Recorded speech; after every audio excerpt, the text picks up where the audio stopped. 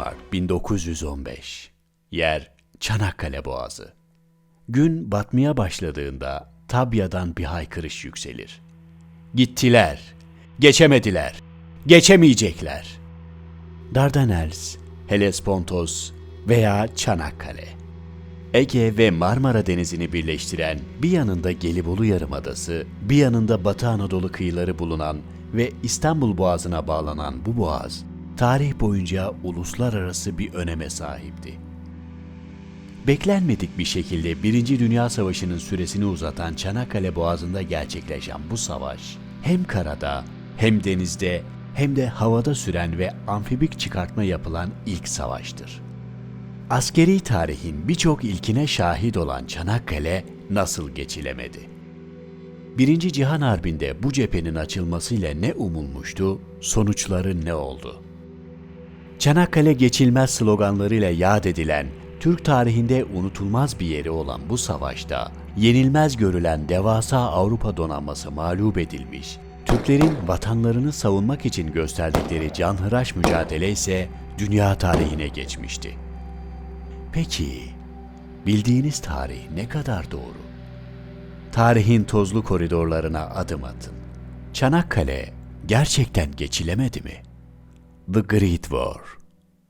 Birinci Dünya Savaşı.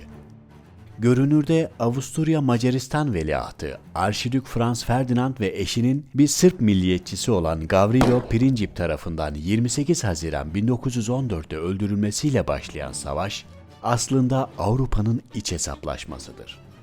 Amerika ve Rusya'nın da dahil olması bu savaşın dünya savaşı gibi görülmesine sebep olsa da gerçekleştiği bölgeler veya sebepleri ve sonuçları bakımından bu savaşın aslında ne kadar dünya savaşı olup olmadığı tartışılır. 1914-1918 yılları arasında gerçekleşen savaş, tüm tartışmalara rağmen şüphesiz teknolojik gelişmeleriyle, sosyal hayatta yarattığı değişimleriyle tüm dünyayı oldukça etkilemiştir. Artık silahlar çok daha yıkıcıdır ve savaşın bitmesine rağmen devletler silahlarını geliştirmeye ve birbirlerini tehdit etmeye devam eder. Artık milliyetçilik ideolojisi vardır ve cumhuriyetler kurulmuştur. Artık kadınlar sosyal hayatta erkeklerin yaptığı tüm işleri yapabilmektedir. İş hayatına atılmalarının bir getirisi olarak kadının evde yalnız kaldığı toplumsal yaşam şekli değişmiştir. Milyonların öldüğü ve yaralandığı, askeriyle, halkıyla topyekün bir mücadeleye girildiği bilinen bu savaş, ekonomik krizleri doğurmuştur. Tüm bu yaşananlarsa faşizm, nazizm gibi totaliter rejimleri, ardından yeni ve daha büyük bir savaşı beraberinde getirecektir. 1914'e giden süreçte Osmanlı Devleti ise hükümet değişikliği yaşar. Asker temelli kişilerin ilk etapta gizli bir örgüt olarak kurduğu, ardından Osmanlı Padişahı Sultan II. Abdülhamit'i tahttan el çektirerek hükümeti ele geçirdiği bilinen İttihat ve Terakki Cemiyeti döneminde imparatorluk, büyük toprak kayıpları yaşamıştır. Fransız ihtilalinin doğurduğu milliyetçilik akımı ise çok uluslu imparatorluklar için ölümcüldü. Balkan Savaşları ve Birinci Dünya Savaşları ile devam eden bu süreçte Osmanlı Devleti'ndeki Yunan, Rum, Sırp, Ermeni gibi azınlık milletler devlet içinde gerçekleştirdikleri bağımsızlık hareketleriyle Osmanlı'ya sancılı bir dönem yaşatmış, birer birer imparatorluktan kopmuştur. Yaklaşık 600 yıldır beraber yaşayan bu ulusların kopuşu, Osmanlıcılık anlayışını benimseyen İttihat ve Terakki mensuplarını ve dahi Türkleri de milliyetçiliğe tutunmaya mecbur bırakmıştır. Osmanlı, son yüzyılı boyunca süren özellikle Rusya ile yaptığı savaşlar ve topraklarında çıkan isyanlar nedeniyle oldukça yorulmuştu. Bu süreçte yabancı devletlerden aldığı borçları ödeyemeyerek moratoryum dahi ilan etmişti. Çarlık Rusya, devletinin kuruluşundan itibaren hakimiyet alanını genişletmek için ya Karadeniz'i ve Boğazları kullanarak ya da Kafkasya ve İran coğrafyasını kullanarak aşağı inip Akdeniz ticaretine ulaşabilmeyi amaçlıyordu. Bununla birlikte Slav halklarının hamiliğine soyunuyor, Osmanlı coğrafyasında yaşayan Slav halklarının ayaklanması için çabalıyordu. Üstelik Ruslar Osmanlı'yı bir hasta adam olarak nitelemişti. Çarlık Rusya bununla Osmanlı'nın yıkılmasını ve topraklarının ele geçirilmesini de kastetmektedir. Avrupa devletleri hasta adam sözüne her ne kadar katılsa da ve Osmanlı Devleti'nin içinde bulunan azınlıkları tıpkı Rusya gibi Osmanlı'ya karşı kullansa da Rusya'nın bu coğrafyalardaki hakimiyetini onaylamadıklarından Osmanlı toprak bütünlüğünü korumuşlardır. Bu devrin siyaseti olan denge politikasıdır. Siyasetleri gereği Fransa ve İngiltere 1856 yılında Kırım'da gerçekleşen Rus-Osmanlı Savaşı'na tam destek vermiş ve Rusların kaybetmesini sağlamıştır. Üstelik değişen dünya düzeni yeni yüzyılda kendini belli eder. Serbest ekonomiyi, sanayileşmeyi, yeni seri üretimi ve buna bağlı olarak yeni pazar alanları ve ham madde arayışları getirir. Osmanlı ise bu zamana kadar kendi kendine yeten, ihracatı bile kısıtlı tutan bir ekonomiye sahipti. Ancak artık Osmanlı'nın da sanayileşerek ve serbest ekonomiye geçerek yeni dünyaya uyum sağlaması gerekir. Üstelik ham maddelerle dolu olan coğrafya Avrupalıların gözlerini kamaştırmaktadır. Bunların yanında Avrupa devletlerinin sömürge yarışlarında öne geçebilmek için Osmanlı'yı ortadan kaldırması gerekmektedir. Zira Orta Doğu'ya, Hindistan'a giden yollar Osmanlı'dan geçer. Tüm bunlar Avrupa devletlerinin 10 yıllardır süren Osmanlı toprak bütünlüğünü koruma siyasetine son verme zamanının geldiğini gösteriyor. Almanlarsa özellikle Sultan Abdülhamit döneminden itibaren gerek askeri eğitim için gerekse ordunun modernleşmesini sağlayacak teknolojinin öğrenilmesi için Osmanlı'ya sık sık uzmanlar göndermiştir. Ayrıca Türk askerleri de eğitim için Almanya'ya giderler. Türkler yıllar içinde Alman askeri sistemine aşikar hale gelmiştir. Üstelik İttihat ve Terakki'nin yetkilileri, üç paşalar olarak bilinen Enver, Talat ve Cemal Paşalar Almanya'nın yanında savaşa girmeye isteklidirler. Bu savaştan Rusya'ya karşı yardım, borçlardan kurtulabilme ve kaybedilen toprakları geri alabilme gibi beklentileri vardır. Almanya'da bir yanda Fransızlar, bir yanda Ruslarla savaşırken şüphesiz yükünü azaltabilecek bir müttefik arayışındaydı. Almanlar, İslam halifesinin cihat çağrısını duyan Müslümanların başta kendilerini sömüren İngiliz ve Fransızlara karşı geleceğini de umuyordu. Nihayet 1 Ağustos'ta gizli bir anlaşma yapan Osmanlı, savaşın ittifak grubunu oluşturduktan sonra 4 Ağustos'ta boğazları diğer devletlere kapattığını duyurdu. Ancak 2 Alman gemisini boğazdan geçirmek istediklerinde ve tarihler 10 Ağustos'u bulduğunda İngiliz ve Fransız gemileri boğazın girişini kapatıp gemilerin çıkmasına izin vermez. Bu yüzden çözümü gizlice gemilerin adını değiştirmekte bulurlar. Goben ve Breslav adlı 2 savaş gemisine sırasıyla Yavuz ve Midilli adları verilmiş, aylar süren boğazdan çıkma girişiminin ardından bu 2 gemi Karadeniz'e çıkıp Rus limanlarını bombalayarak fiilen Osmanlı'nın savaşa katılmasına sebep olmuştur. Savaşın itilaf grubunu oluşturan Rusya, İngiltere ve Fransa için bu Osmanlı topraklarını paylaşmak konusundaki ortak emellerini yerine getirmek demektir. Nitekim çok geçmeden İngiliz ve Fransız donanmasından müteşekkil Birleşik Filo, 3 Kasım'da 10 dakikayı bulan bir ateş açar. Ancak sürdürmedikleri bu saldırının devam etmesi ayları bulur. Bu süreçte Osmanlı, Almanlardan gemi, denizaltı, silah ve top gibi askeri teçhizatı boğaza getirebilmiş, cepheye özel 5. orduyu oluşturmuş, başına da Alman bir komutan olan Liman von Sanders Paşa'yı getirmişti. İngilizler güçlü bir saldırıyı ancak 19 Şubat 1915 tarihinde başlatır. Limana girebilen ancak ilerleyemeyen Birleşik Filo sürekli saldırılarını ise Mart ayında başlatacaktır.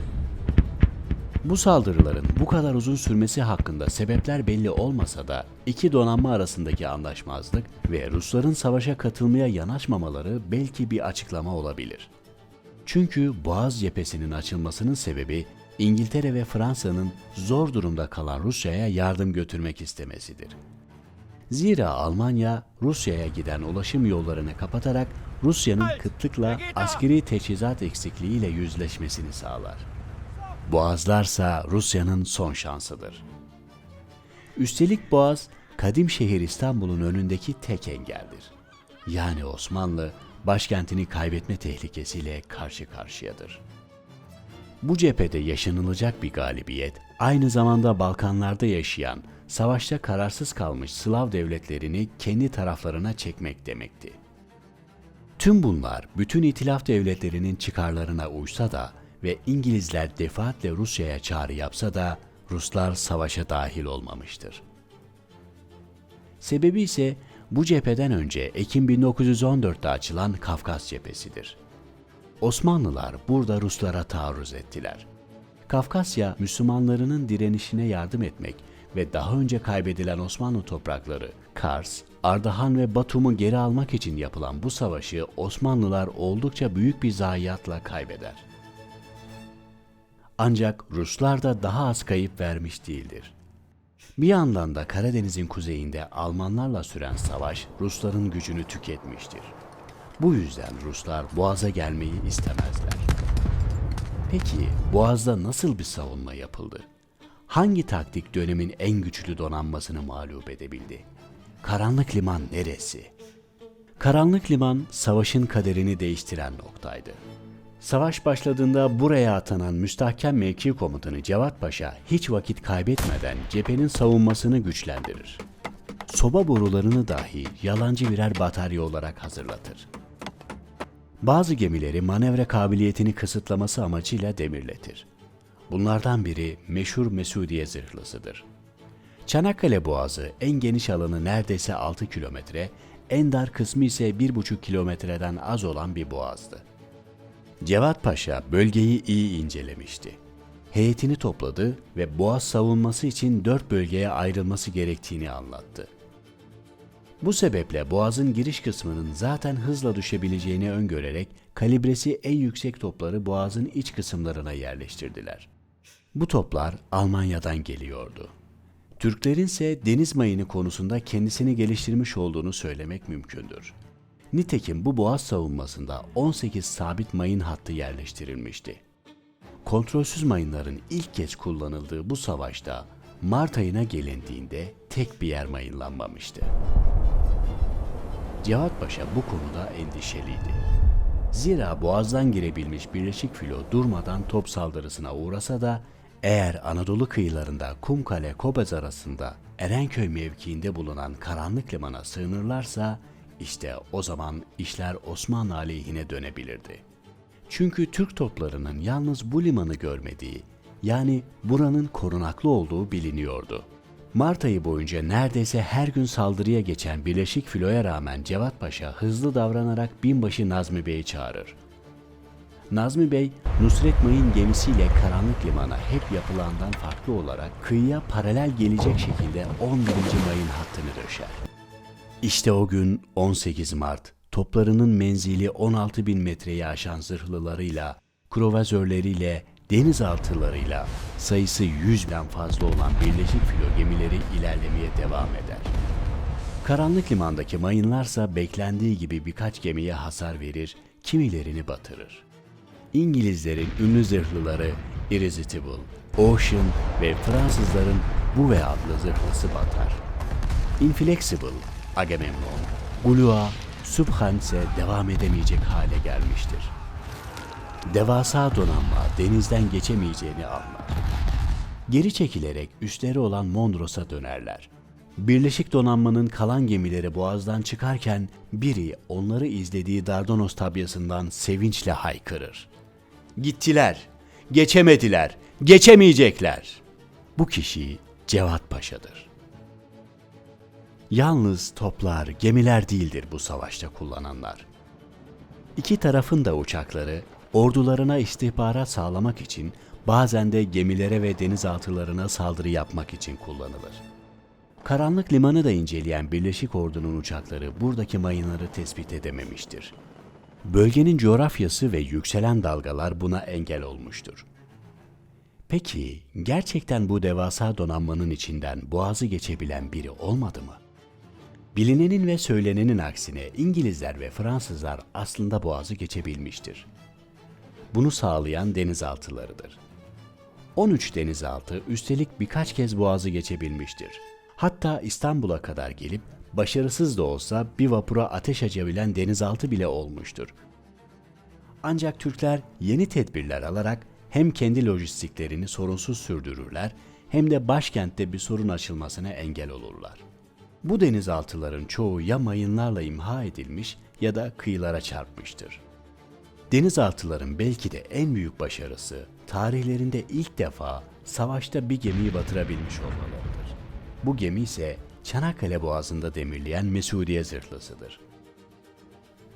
İngiliz donanmasının amirali Hamilton'ı görevden aldıran İngiliz Harp Bakanı Lord Kitchener'ı istifa ettiren bu mağlubiyet, aslında başından itibaren İngiliz basınında halkın moralini yüksek tutmak için hep desteklenmiş, zaman zaman İstanbul'un ele geçirilmek üzere olduğu gibi yalan haberler bile yapılmıştır.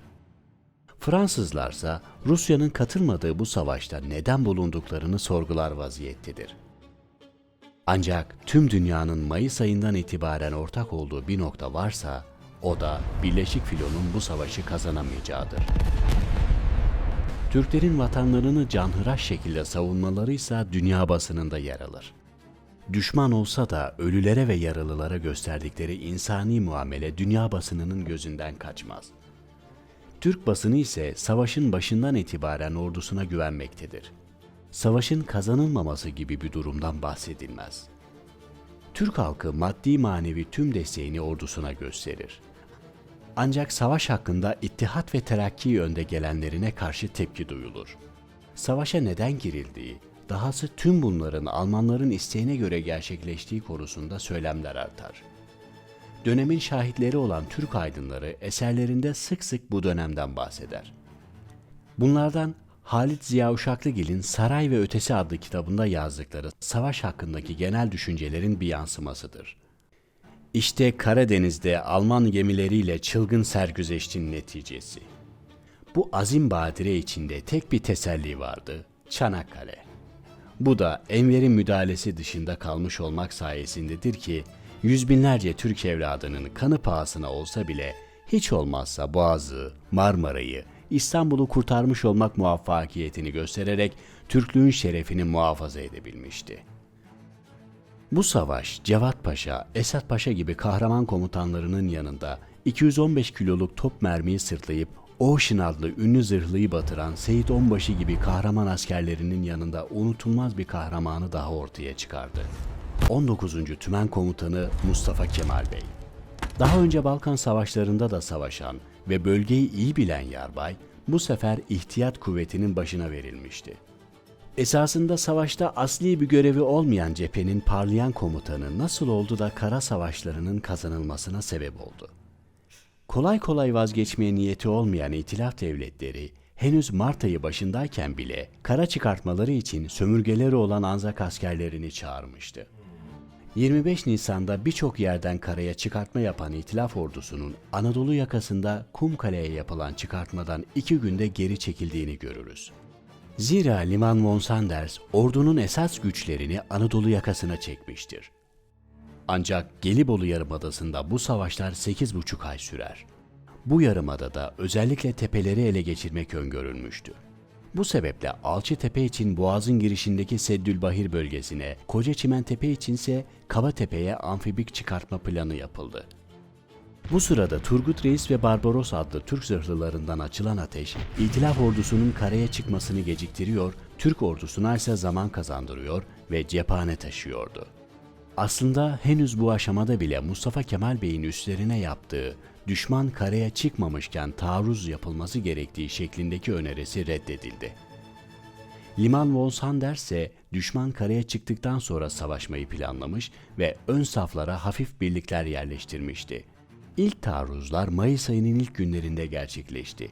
Ordunun komutanları Sarp araziye sahip adadan az bir kuvvetle bile Birleşik Ordu'nun atılabileceğine inanmıştı. Üstelik direkt taarruza geçilirse denizden top atışına maruz kalınabilirdi. Akıntı sebebiyle kuzeye ilerleyip Arıburnu'ndan çıkartma yapan Anzak ordusunun önüne karşılama birliği 27. alay çıkar. Savaş raporlarından anlaşılana göre emir komuta zincirindeki sorun birliklerin iyi idare edilememesiyle ileri hatlardaki yığılmalara cephanelerin vaktinde yerleştirilememesine sebep oluyordu. Nitekim cephanelerinin bitmesiyle 27. Alay Conk-Bayırı mevkiine çekildi. Yardım kuvvetlerinin de hemen gitmemesi cephedeki iletişimin ne kadar sorunlu olduğuna bir delildir. Conk-Bayırı Kocaçimentepe hattının ele geçirilmesi yalnız Boğaz'a inilmesi değil, aynı zamanda Seddülbahir'de savaşan Türk ordusunun iki ateş arasında kalması demekti. Bu sırada Yarbay Mustafa Kemal öngördüğü üzere inisiyatif alarak emrindeki 57. alayla birlikte yardıma gider. 27. alayın geri çekilmiş olduğunu gördüğünde o meşhur sözlerini söyleyecektir. "Cephaneniz yoksa süngünüz de mi yok? Süngü tak, yere yat!" O gün Conk-Bayırı'nda iyi bir komutanın emrinde Türk ordusu kazanır, Kocaçimentepe'yi ellerinde tutmayı başarırlar. Çanakkale Kara Savaşları'nın bir diğer özelliği ise çok yakın bir siper savaşı olarak aylarca devam etmesidir. Can kaybını had safhaya çıkaran bu durum, Birleşik Donanma'nın gemilerinden top atışı yapılmasından kaynaklanır. Topların yarattığı zayiattan kurtulmak için düşman siperlerine çok yakın siperler kazılmak zorunda kalınmıştır. Savaşın geri kalan sürecinde ise düşmanın Anafartalar bölgesinden Boğaz'a inme ihtimalinin çok yüksek olduğunu belirten Mustafa Kemal Bey'e karşı diğer komutanlar bu bölgede bir taarruz yapılacağına ihtimal vermiyordu. Ancak Ağustos ayında buradan başlatılan taarruz Mustafa Kemal'i haklı çıkardığı gibi 5. Ordu'ya bağlı Anafartalar adlı yeni bir grup oluşturulmasına sebep olur. Bu grubun başına komutan aranırken Mustafa Kemal Bey bir kez daha öne atılır. Tarih, kendisinden çok daha yüksek rütbede komutanlar olmasına rağmen bu komutanlık için başvurmasını cesaret olarak kaydedecektir. Nitekim 10 Ağustos'ta taarruza geçtiğinde askerlerine verdiği emir yine unutulmaz olacaktır. "Ben size taarruzu değil, ölmeyi emrediyorum." Anafartalar'da 2 kez elde ettiği galibiyet sonrası artık Anafartalar grubu komutanı olarak anılan Mustafa Kemal Bey'in şöhreti günden güne yayılır. Türk gazetelerinde fotoğrafları basılır. Türkler 1. Dünya Savaşı'ndan sonra gerçekleşecek milli mücadelelerinde kendilerine lider olacak kişiyi seçmiştir. Artık albay olan Mustafa Kemal Bey'in liderliği herkes tarafından kabul edilir. Çanakkale galibiyeti tüm Türk halkı için kaybedilen diğer cephelerin adeta bir tesellisidir. Bağımsızlık mücadelelerinde tarihten aldıkları bir cesaret haline gelir. Gelibolu Yarımadası'ndan 19-20 Aralık'ta başlayan geri çekilme hiçbir askerin kalmadığı 10 Ocak tarihine kadar sürmüş, Çanakkale'nin geçilemeyeceği bir kez daha anlaşılmıştır. Onlarca geminin batırıldığı Çanakkale Boğazı'ndaki batıklar bugün sualtı dalışları yaparak gezilebiliyor. Bunlardan Mesudiye zırhlısı ve Anzak Koyu'nda bulunan karadan görülebilen gemi en meşhurlarıdır. Bu gemi Anzak askerlerinin geri çekilirken bıraktığı gemilerden biridir. Anzak Koyu, askerlerin çıkartma yaptığı koydur. Bu askerler İngiliz sömürgelerinden getirilen askerlerdir ve savaş boyunca yaşadıklarını anlatan, yaptıkları çıkarmayı tasvir eden resimler çizmişlerdir. Onları en iyi anlatan cümle ise yazarı bilinmeyen The Anzac Book adlı kitapta bir şiirde geçmektedir. Bilinmeyen toprakları arayan gezgin ruhlar, babalarımız gibi korkusuz, yiğit yürekler. Çanakkale'de her iki tarafın da kayıpları birbirinden aşağı kalır değildi. Osmanlı tarafının 60 bine yakın şehit ve yaralısı, hastalıktan öleni, kaybolanıyla birlikte askeri tabirle zayiatı 200 bin civarındaydı. İtilaf devletlerinin bir o kadar ölü, yaralı ve kayıp ile zayiatı 300 bine yakındı. Bu denli kayıpların ve savaşın bu kadar uzamasının sebebi olarak Türkleri gösteren İngiltere Başkanı Lloyd George, şüphesiz kendi kayıplarını telafi etmeye çalışıyordu. Gerçekten de İngilizler, kara savaşlarının dahi gerçekleşmeyeceğini, Balkan ordularının küçük topları karşısında dahi mağlup olan Türklerin kendi devasa topları ve donanması karşısında kesinlikle kaybedeceğini düşünmüştü. Türklerin başkentlerini muhafaza etmek için böylesine çabalayacaklarını öngörememişti. Üstelik beklediklerinin aksine Slav ülkeleri kendi tarafına geçmemiş, hatta Bulgaristan ittifaklar safına geçmişti. Bu durumun önemi, Balkanlardan müttefiklere ikmal, iaşe ve askeri destek sağlanacak bir hat olarak görüldüğünde daha anlaşılır olacaktır. Bunun üzerine kazanılsaydı ne olacağını Lloyd George, Yusuf Hikmet Bayur'un kitabından alıntılarsak şöyle demiştir. Düşmanın dünyadaki en korkunç makinelerinden biri olmak için yalnızca donatım bekleyen muhteşem insan hazinesiyle bağlantısını kesmiş olacaktık. Yine de bu savaşın en büyük sonuçlarından biri, Çarlık Rusyası'na istenilen yardımların götürülememesinin artık sabrı taşıran son damla olması ve Bolşevik ihtilalinin gerçekleşmesidir. Bu ihtilalin gerçekleşmesi ve Bolşeviklerin Çarlık Rusyası'nın emperyal kaygılarını duymaması sonucu Rusya 3 Mart 1918 tarihinde savaştan çekilmiştir. Bu, Birinci Dünya Savaşı'nı bitiren olaydır. Bolşeviklerin yayınladıkları Çarlık'a ait gizli anlaşmalar, Osmanlı topraklarının da İtilaf devletleri arasında nasıl bölündüğünü göstermiş, şüphesiz bu da Türkleri milli mücadele için yüreklendirmiştir. Her ne kadar savaş hakkında sonraki dönem yazılan eserlerde savaşa Rusya katılsaydı da kaybederdi veya İngilizler Rusların gelişini bekleseydi kazanırdı gibi düşünceler olsa da Türklerin adeta can havliyle başkentlerini korudukları konusunda kaynaklar hemfikirdir. Anafartalar Grup Komutanı Mustafa Kemal'in Ruşen Eşref Günaydın'a verdiği röportajda dediği gibi, "Zabitlerimiz, askerimiz, hissiyat-ı vatanperane ve diniyeleriyle, şecaat-i mahsusay milliyeleriyle bu derece kuvvetli bir düşmana karşı payitaht kapılarını muhafaza etmekte, şayanı iftihar bir mevki kazanmışlardır." Tarih, devletler arasında mesaj vermek amacıyla sık sık kullanılır. Bu mesajlardan bazıları ise tarihe geçecek kadar ilgi çeker. Birinci Dünya Savaşı sonrası imzalanan ateşkes anlaşmalarından Osmanlı ile yapılan Mondros Mütarekesi bir savaş gemisinde Agamemnon adlı bir İngiliz zırhlısında imzalanmıştır. Bu, bizi milattan önceye götüren bir hikayenin mesajıdır. Anadolu'da yaşayan Troyalıların hezimetinin hatıralarda uyanışıdır. Yunanları ataları olarak kabul eden Avrupalılar çağlar sonra yine galip gelmiştir. Gemiye adı verilen bu galibiyetin komutanı Krallar Kralı Agamemnon'dur. Mehmet Akif Ersoy ise dillere destan olan Çanakkale Şehitleri adlı şiirinde Asım'ın nesli der Çanakkale askerlerine. Asım'ın nesli diyordum ya, nesilmiş gerçek. İşte çiğnetmedi namusunu, çiğnetmeyecek. Şüheda gövdesi bir baksana dağlar taşlar. O rükû olmasa dünyada eğilmez başlar. Yaralanmış tertemiz alnından uzanmış yatıyor. Bir hilal uğruna ya Rab ne güneşler batıyor.